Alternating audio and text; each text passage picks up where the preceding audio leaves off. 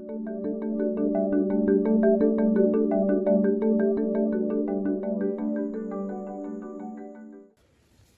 everyone, welcome to Supplement Tutorials. Today we'll be talking about a medical condition we call diabetic ketoacidosis. But before I begin, I'd like you to hit on the subscribe button to subscribe to this channel. You can also like this video and then share to all social media platforms. Alright, now let's begin. So when we talk about diabetic ketoacidosis, we can take the word and break it down into three components. We can say that it consists of the word diabetes, ketones, and then acidosis. So why diabetes? This is because when there's a lot of glucose in the bloodstream and the body is unable to uptake the glucose, that is when the body leads to this medical condition. And why ketones? This is because in the process of this disease or this disorder, there's a release of ketones into the bloodstream. That is why we also have ketones as part of the name diabetic ketoacidosis. And then finally, acidosis is the impact of the ketones in the bloodstream, how it makes the plasma acidic. Alright, now what is the main cause of diabetic ketoacidosis or ketoacidosis in general? So first of all, it's caused by diabetes, and then secondly, it's caused by starvation.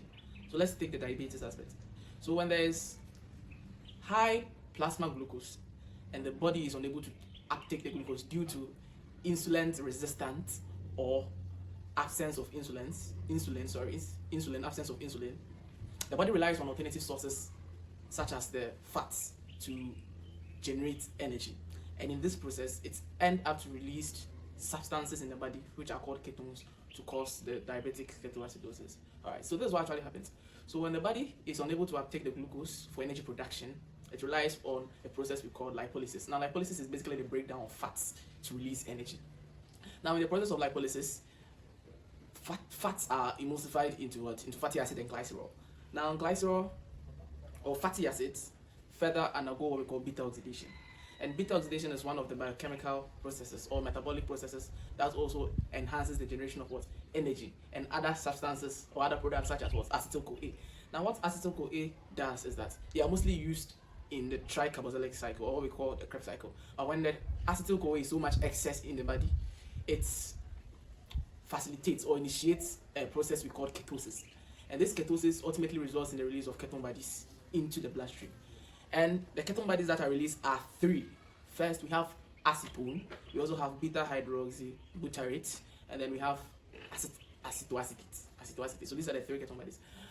Alright, so these ketone bodies, when they are released into the plasma or the bloodstream, they increase the hydrogen ion concentration and then they cause what we call acidosis. Alright, now let's talk about the starvation aspect. So the starvation aspect is basically the same thing. So when we don't eat, our body does not get anywhere to rely or does not get enough glucose to take energy from. So it also undergo the beta oxidation to release ketone into the bloodstream to also cause what? Acidity.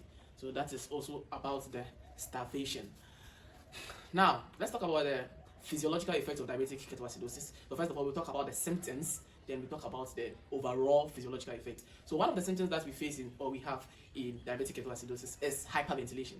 Now the hyperventilation is a compensatory response to the high acid or the high acidic state of the plasma. So when the plasma is so acidic, the body will try to exhibit a respiratory response to compensate for the high but acidic state of the plasma. And this compensatory response is hyperventilation. So the body tries to breathe out a lot of what? Of carbon dioxide. And when this carbon dioxide are breathed out, it reduces the plasma hydrogen ion concentration, and this alleviates the burden of what? Acidosis of the body. Alright, so that is one symptom, hyperventilation. Now the second symptom is the smell of acetone, or the smell of a fruity substance.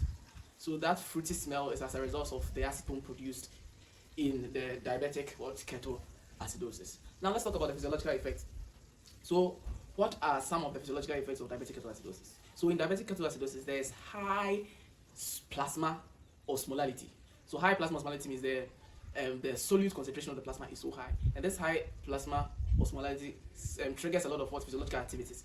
So what actually happens is that when there is such high plasma osmolality as a result of the ketosis or ketoacidosis, the body sends signals to the hypothalamus, that's osmoreceptors in the hypothalamus, to release a hormone called ADH, or antidiuretic hormone. Antidiuretic hormone initiates a compensatory response to the high plasma osmolality by enhancing the kidney tubules to reabsorb water. So there's reabsorption of water, and also there's stimulation of what? Test. So the same ADH also interacts with the salivary gland to also what? Stimulate test, so that we can go and drink water to compensate for the what? For the high plasma osmolality.